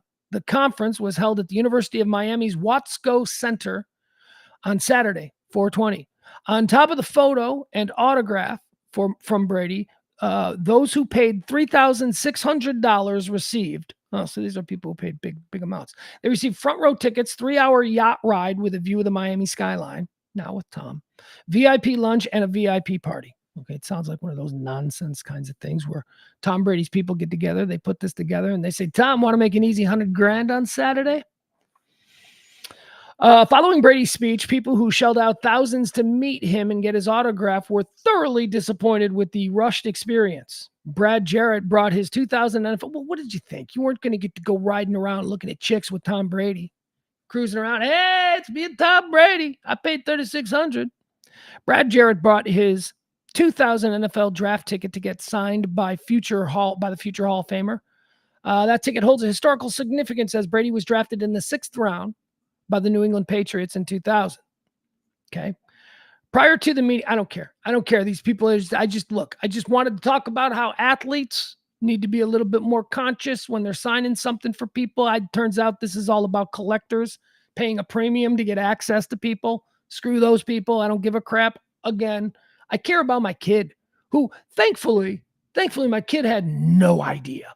My kid was thrilled to be standing in the same orbit as Allen Robinson.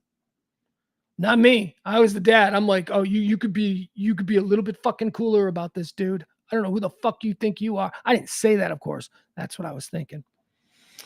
Yeah, talk about just not even trying to make a moment for the little kid. just being, yeah, well, oh yeah, sure. Hey man, how you doing? Okay, and he's still having a conversation with somebody else. Stop and take a moment. Make this kid's life. Was that too much for you? Sorry, Allen Robinson. So sorry to see your career go into the complete toilet after that season. All right, so here's more now. Tom Brady is in the news again, but this time it's Tom Brady and Larry David. They're being thrown under the bus by FTX. You know that Sam Bankman-Fried guy? Remember FTX, the cryptocurrency bro, the guy who made the stock exchange or whatever? I don't know what I'm talking about. I don't know anything about this stuff. But he made that crypto thing, and then he got in trouble, and now he's in jail, and he's got crazy hair, and billionaire kid. Well, if you remember during the Super Bowl a couple of years ago, FTX, this company, they ran Super Bowl ads, and Tom Brady and Giselle were in it back when they were still America's sweethearts. And Larry David did a series of commercials for FTX. Now, here's why this is interesting. Because the premises of the two campaigns, one concerning Tom Brady and one concerning Larry David, were wildly different. FTX, of course, turned out to be a scam, and Sam Bankman-Fried, basically a con man. But these two high-profile celebrities, Brady and David, they did take a nice payday from FTX to appear in these commercials on the idea that they would influence people to get involved in the FTX exchange. But again, as I say, both now are being named as complicit in the rouge that was FTX. And I have to tell you, no, they were not. They had two completely different campaigns for FTX. Tom Brady's campaign centered around him being obsessed at home with Giselle, Tom being obsessed with getting his buddies to sign up for the FTX exchange. The whole point of the Tom Brady ad campaign was be like Tom. Tom is on the phones. Hey, Peyton, pretending to call Peyton. Peyton, I want you to get involved with FTX. Be like Tom. Tom, the winner. Tom always knows. That is very different than the ad campaign for Larry David. Larry David's FTX ad campaign was, whereas Tom's was be like Tom, Larry's campaign centered around don't be like Larry. Larry's entire campaign centered around him telling people that FTX was bullshit, essentially. Remember the Larry David campaign? It was Larry David throughout history. Like he's back there in caveman days or whatever, and some dude invents the wheel, and he rolls up to caveman Larry with the wheel, and Larry goes, it'll never work. And then they move forward to, whatever. It'll never work. All these different great leaps in technology and innovation in American history were profiled in the Larry David campaign, with Larry David representing the cynic, the person who didn't believe it would work and who was advising you not to do it. Of course, the campaign ends with Larry David sitting in an office, and on the other side of the desk is someone who ostensibly must run FTX, pitching Larry on FTX. And the last thing is Larry looks at him and this crypto exchange, and he says, it'll never work. And then the tagline is, don't be like Larry. How is Larry? I don't know that either Larry or Tom Brady are complicit at all, but how is Larry even remotely as complicit as Tom Brady when the point of Tom Brady was be like Tom, get involved with FTX? And what Larry David was telling you, although ironically, and I get the humor, it still stands, that Larry was telling you, don't believe this. I don't understand how Larry David is being roped into this. Disgraced crypto bro, SBF, that's Sam Bankman-Fried, to turn on celebrities from Tom Brady and Larry David. Tom Brady and his now ex-wife Giselle Bündchen appeared in the FTX commercials in 2022 prior to the cryptocurrency firm's collapse. This it says here, the 32-year-old had acquired him. I don't care about. I'm not going to go into Sam Bankman-Fried. Anyway, the point is this. The whole thing about Larry's campaign was he was telling you, don't believe this stuff. This is garbage. And it was supposed to be funny. Because it was supposed to be, Larry's such a loser. That Larry was telling us the truth. He says, I don't believe it. Anyway, that's why Larry David and Tom Brady are both being sued. Here's an interesting story. This is the first time in history that scientists have been tracking IQ, which is intelligence quotient, which is not how smart you are. People like, IQs, I'm smart. There are some dumbasses with super high IQs. IQs does not register how smart you are. IQ approximates your brain, your mind, your capabilities. What if we invested the time into filling your noggin with all kinds of information? Would you be able to retain it? Do you have a brain that can actually handle this stuff? It doesn't mean that you're smart. Means that you're a potential, smart guy. If we decide to double down and give you the best educate, that's what IQs are. They were designed to gauge who we should waste an education on. People who are smart. Who should we, get a shovel and teach them how to dig deep? And who should we, send to college to learn how to, do a heart replacement? That's what IQs were always used for. That's the idea behind them. But so many people just think IQs are about you're smart. No. There's like 10, there are 10-year-olds out there with super high IQs. I wouldn't call them smart. I'd say they might be, in another 10 years at 20 in college, they might be super smart. But right now, they're a stupid 10-year-old with a super high IQ. This is the first time in history that IQs around the globe have now begun to drop. We are literally getting dumber, and they're saying it's because of our reliance on everything being done for us. That we are now evolving in our minds that we do not need to have this great capacity for information, to retain things, to learn things, because we are now becoming a person, a people, a species, if you will, that doesn't have to worry about that. I'll give you a good example. The clock. You used to have to look at this configuration of numbers with a couple of arms, and for just a split second, and we got good at it, I'm not going to lie, but just for a split second, we had to go, okay, what time is it? And we had to look at it. We haven't had to do that in 40 years. Why? Because now when we want to know what time it is, we look at a box or a clock or a phone or whatever, and it tells us digitally. We don't have to figure, our brain isn't being used anymore to just momentarily figure out, okay, big hand, small hand. I know, like I said, we got good at it. We could do that in the blink of an eye, but we're getting dumber, folks. Let's see here. America's fight to save. I'm sorry. Yeah. So this is the double story here. There's a story within a story, and they're saying another reason for it is because we are no longer teaching our children how to write cursive. Talked about this briefly on the morning show today on The Freak. My son is 14 years old. He doesn't know what cursive is. He doesn't have a signature. I once had him sign his name. I wanted to see what his signature looked like. It was embarrassing. I'm like, what is that? He's like, what? He's like, and he doesn't even, how when we do a signature, and by we, I mean like a normal grown-ass person, somebody asks us for a signature, we go, and it looks nice, and there's big loops, and we've been doing it forever.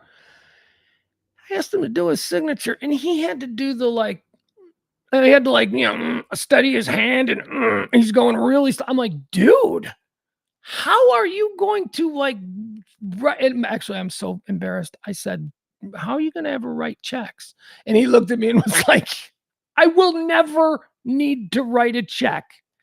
I'm like, yeah, you're probably right. But you might have to sign a contract or something.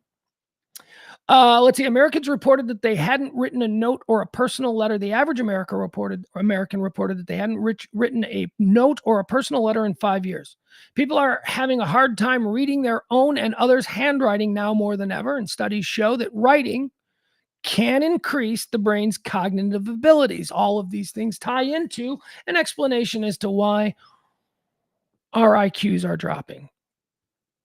Not necessarily a bad thing. I know that when you look at this like, oh, we're getting dumber. Well, maybe that's because we don't need to be smart in the ways that we used to be smart. Maybe that's just wasted energy. Maybe now we'll start to open up our mind's eye into the other things that the brain can do. Why? Because it's not preoccupied doing things like, what is that big hand, small hand? And again, I know we could do it in an instant. We could look at it and we recognize it, but still there is a thing where it's a little bit different than just looking at numbers and going, it's 141. Handwriting is the same thing. Having to write and to be able to read, the struggle to read something in cursive. I'm telling you, I am an optimist. So I'm going with it's a good thing that our IQs are dropping because we're not going to need IQs. Maybe we don't need to learn it. Maybe everything's going to be done for us. Maybe that's when we start to focus more on other things like being compassionate and kind and loving and caring and trusting instead of constantly being, now he sounds like the guy at work in the cubicle with the patchouli and the rainbow stickers. All right, keep it on. Let's see. Okay, this could be the last one that we're going to do today. We talked about this yesterday, first thing in the morning. This was a Monday morning thing, but I wanted to do it more in depth yesterday on the High Noon Show. But again, wasn't able to do the High Noon Show, so I do apologize for that. So we're going to bring it over to here. Once again, if you do want to support this show in any way, shape, or form, we've been doing it now for 2.5 years. It runs on your contributions. Drop a little something in the Venmo, maybe a little something in the Cash App. It certainly would be appreciated if you do support this kind of talk radio. Non-political, non-divisive, don't care how you voted. This is a show for the rest of us. 15% crazy on the left, 15% crazy on the right. We want nothing to do with them, right? We're the 70% in the middle. We are the quiet majority. There is no place on talk radio for this kind of conversation. What do you mean you're not talking about who you're voting for? I don't even know if I'm going to vote, dude. Seriously. I think it's all rigged. I ain't playing this game. I look at Joe Biden. I look at Donald Trump and I go, this is the best we have. Both of this. I do believe that one is far worse than the other, but see, that's not anything we're ever going to talk about here. They're both bad. How about this? This whole thing sucks. So that's what we do here on this show. We try to get you up to speed on all the things that are happening today, hot topics, current events, and all that stuff. And we try to do it in a non-political way, just a regular dude way. Ugh. So if you want to support that, we would appreciate it. You can drop a little something. I'm going to leave that up there like that. Let's talk about the Rock and Roll Hall of Fame and the people who went into the Rock and Roll Hall of Fame, because they did announce the people who went in. We went over it yesterday. Hold on, let me make this big. I don't even know if I've got the right story on this. I was okay with some of them, I believe. Who's that? He's not in the Rock and Roll Hall of Fame. All right, first and foremost, going into the Rock and Roll Hall of Fame in the class of 2024, let's just say what took you so long. Ozzy Osbourne, right? We can all agree with Ozzy. I think, what took you so long? Here's the deal. He's in. Black Sabbath is in. So he would have gone in as a member of Black Sabbath. But it is kind of cool that Ozzy and his solo stuff I think I might be wrong. It may have started with Blizzard of Oz. Wasn't that his first solo album? Right? I know that was his breakthrough. Crazy Train, Mr. Crowley. Oh my God. No Bone Movies. What an album. I love that album. Ozzy. Double inductee now into the Rock and Roll Hall of Fame, and absolutely well deserved. Jimmy Buffett. Jimmy Buffett is going in. Is this a thing? Come on, man. Cher. All right, Cher. Gypsies, tramps, and thieves. You hear it from the people of the town. They call us gypsies, tramps, and thieves. Cher goes in. Cher's pretty important. Cher's been around forever, man. If I could turn back down. Cher's going in. I got no problem there. It's not like I'm a fan or anything, but it's like if you're making the case for people who should be in there, yeah, okay, we're putting Cher in. Once again, let me reestablish something that I like to say whenever we discuss the Rock and Roll Hall of Fame around these parts. It's poorly named. Can we just get past that? Can we just get past that? It's poorly fucking named, okay? It is not the Rock and Roll Hall of Fame. It is the Hall of Fame of popular music in America. That's what it is. It's the Hall of Fame of pop music or popular music or music that sells records or whatever it is that keeps the record industry going. This is not the Hall of Fame of rock and roll, okay? We've got hip-hop guys. We've got country acts. We've got, various forms and subgenres of rock and roll that should be allowed in there. This is a museum for people who love music and who grew up in America. That's what I'm going to say it is. So let's stop getting bogged down in the idea of they're not rock and roll, because I don't know that I would call either Jimmy Buffett or Cher rock and roll. I would certainly call Ozzy Osbourne rock and roll, and that's why he's a double inductee. Mary J. Blige. Mary J. I love Mary J. Blige. I do. I think she's so cool. I think she's got such like a, man, I talk about it all the time. I love me some bitches. I love women who are confident and scary and give off an aura of, don't you even think of stepping to me and trying to lay some gay. I love that vibe. Mary J. has it. But I don't think she belongs in the Rock and Roll Hall of Fame. And not because she's not rock and roll. We've already established she meets the criteria. She's a popular, successful, commercially viable artist with a long and prestigious career. Just I don't think long enough to rate the Rock and Roll Hall of Fame. You know, I mean, I don't know. Okay, so there you go. I love her. I'm a fan. I just don't know that. Here's a guy that went in that I just can't handle. This is Dave Matthews Band is in the Rock and Roll Hall of Fame now, class of 2024. Not a fan, you guys. I am just simply not a fan. I think Dave Matthews is. I'm sure he's a lovely gentleman. I'm sure that he's a talented musician and a good songwriter and all that kind of stuff. I just can't take the whole jam band thing. It is just not for me. And Dave Matthews, he did that thing where he pooped on a bunch of people in Chicago. Look it up. Dave Matthews is in the Rock and Roll Hall of Fame, and I do not cotton to that. All right. What else? A Tribe Called Quest. Tribe Called Quest goes in. I said no. I know how important they are and I know how influential they are, but I don't know that they have the commercial or the mainstream success. I know they're important. Q-Tip, Fife Dog, all of that. I know those two of the greatest MCs. I get it. I know how big they were and how important they were, but I don't remember ever hearing them on the radio. I don't remember ever seeing, any kind of documentary about them over the years. I mean, I guess there have been, but I don't know. I just don't think, for me, I would not have voted yes to Tribe Called Quest. Foreigner. Now, Foreigner, I would absolutely say belongs in the Rock and Roll Hall of Fame. Mick Jones, it feels like the first time. Jukebox Hero. What else did they do? I've been waiting. Oh, they did some real for a girl like you. They did some really bad, schmaltzy REO Speedwagon Styx variety schmaltz rock in the 80s. But I loved it. We didn't know any better. We'd never heard Nirvana yet. We just thought, I've been waiting. Yeah, waiting. We just thought that was, Foreigner's going in, man. I like Foreigner. Foreigner 4. Peter Frampton goes in. He does not belong in the Rock and Roll Hall of Fame. Now, I know I see it in there. I see somebody said, Jeff said, Frampton finally made it in. What for? For 2 songs? What? Look, I have no issue with Peter Frampton. He is not a Rock and Roll Hall of Fame caliber artist. Do you feel? He's got 2 songs, right? He's got one song, and it's only popular because he did that, tube thing where he blows through the tube and he talk like that. Frampton Comes Alive, 1 album. What's his other big album? You can't name it. He shouldn't be in the Rock and Roll Hall of Fame. And I love that song. Ooh, baby, I love your way.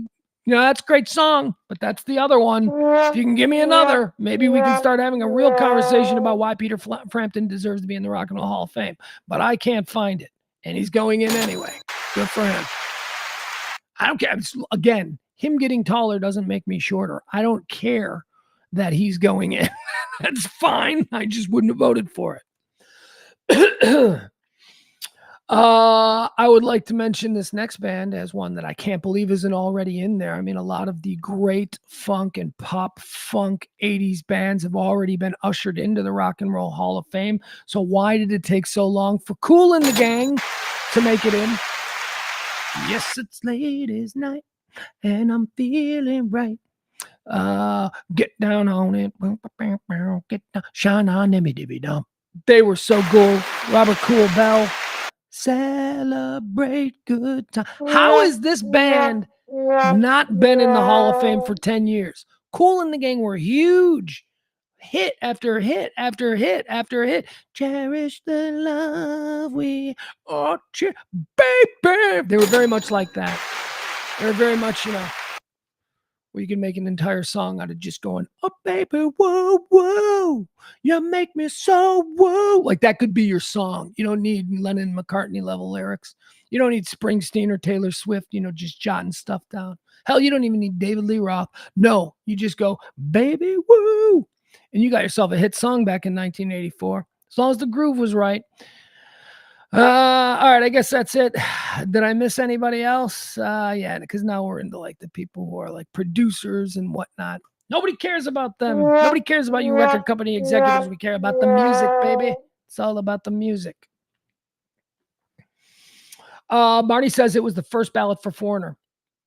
Yeah, that's a crime in and of itself. That the Foreigner wasn't even considered until this year. Although I guess it is a good show that they were, when they were finally considered, they went, oh, geez, they're not in already? Because certainly I would think Foreigner, Mick Jones, Free, right? Wasn't that Mick Jones's band before Foreigner?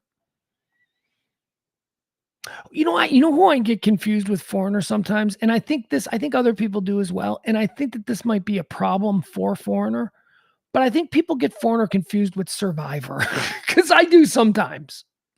Who was bigger? Foreigner's bigger than Survivor, right? Like Survivor's not in the Rock and Roll Hall of Fame. As much as I love Jim Peterick, he's a member of. I just don't think of Survivor as Rock and Roll Hall of Fame worthy. All-time banger worthy. Now that's a whole different category. So maybe if you got a wing in the Rock and Roll Hall of Fame where you just, all-time bangers, because Eye of the Tiger from Survivor would certainly be in there. As a matter of fact, let me know in the chat room. All of those Foreigner songs that I was singing, some of them might be Survivor songs, because I think when they both moved into the schmaltzy, arena love song rock thing, I've been waiting. Yeah, I don't know if is that Foreigner or is that Survivor? It could be either. I'm not sure. Peter Frampton says Frampton played with Humble Pie. Yeah. Okay. So is Humble Pie in? So what's your point? If Humble Pie is in, then Peter Frampton is already in as a member of a band that was, vetted and put in. Peter Frampton solo does not deserve to go into the Rock and Roll Hall of Fame, is my point. I'm going to stand by that, my friend.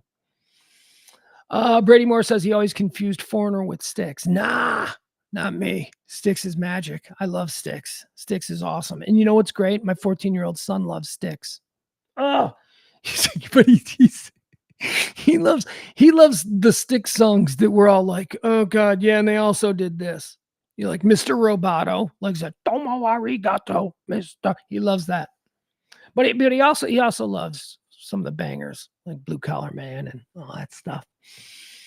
I could see how you would, Brady. The Foreigner and Styx are both kind of those 80s generic guitar rock bands that you think should be rocking harder than they are, but they're trying to sell records by doing love songs. That's why there's the crossover between Foreigner, Styx, REO Speedwagon, Survivor. You could throw in your Jeffria. All right, this show's getting a little bit too deep into the Gen X nonsense. Guys, thank you. That's going to do it. We're done. We'll be back tomorrow. We'll do a normal show. We did a normal show today. I'm just a little bit tired, and I got a couple of phone calls to make, and then I got to do some stuff, and then we'll be back raring to go tomorrow. Thank you for yesterday. I like to try and do this every day, but yesterday I didn't know it was Earth Day. I didn't know my kid was off school, and just made it a little bit difficult. We'll continue tomorrow. Again, like, follow, subscribe, do all of those things. Breaking news. We like to jump in with a stream as news is breaking elsewhere, and we like to cover it and watch it unfold in real time. That's something we do. We haven't done it in a while, but I am raring to go with that stuff. And again, thank you to our executive producer, the lovely Christina P. How do you get to be the executive producer of this show? Well, you tip. The big tipper of today, and I don't believe we've gotten any tips yet, but that's okay. We don't need them every day. But if you could help out the show. You drop something, and if you are the big tipper of the day, then you get to be the Christina P. of tomorrow, the executive producer of this here show. Love you guys. The stream of consciousness is now completely done. I'm exhausted.